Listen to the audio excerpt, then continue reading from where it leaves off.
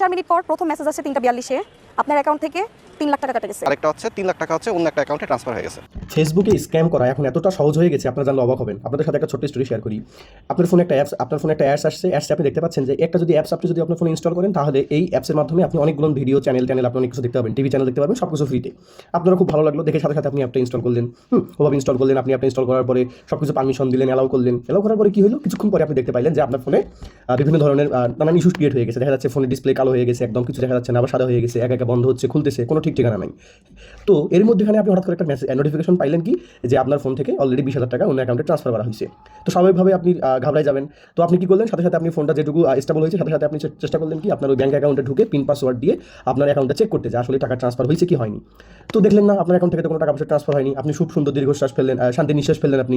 কিন্তু একটু পরে গিয়ে কি দেখলেন, যে হ্যাঁ, এখন আপনার ফোন থেকে সত্যি সত্যি টাকা পয়সা ট্রান্সফার হয়ে যাচ্ছে। তো এই যে স্ক্যামগুলো হয়, হ্যাঁ, ফেসবুকের মাধ্যমে এই অ্যাপসটা ইনস্টল করার মাধ্যমে যেটা হলো, এরকম স্ক্যাম আমাদের বাংলাদেশে, আমাদের বিভিন্ন আশেপাশের দেশে ফেসবুকের মাধ্যমে নানান এরকম হ্যাকাররা বিভিন্ন অ্যাপস খুলে রাখছে, যেটার মাধ্যমে আপনাকে সহজে তারা হ্যাক করে ফেলতে পারবে। এখন এই যে সমস্যাগুলো, এই সমস্যা থেকে আমরা যদি রেহাই পেতে চাই, বা এই সমস্যাগুলো যেন আমাদের সাথে না হয়, সেটা যদি আমরা চাই, তাহলে আমাদের অবশ্যই এই যে অ্যাপ স্টোরগুলো যেগুলো আছে, বা প্লে স্টোরগুলো যেগুলো আছে, এগুলোর মধ্যে যে অ্যাপসগুলো আছে, এগুলো সব অথরাইজড অ্যাপস। এগুলো বাদ দিয়ে আমরা কোনো ধরনের অ্যাপস ইনস্টল করবো না, এবং সব ক্ষেত্রে সব অ্যাপসকে আমরা সব ধরনের পারমিশন দিব না। দেখা যায় সব ধরনের পারমিশন আমরা দিয়ে বসে থাকি, এটা থেকে আমরা বিরত থাকবো প্রথমত।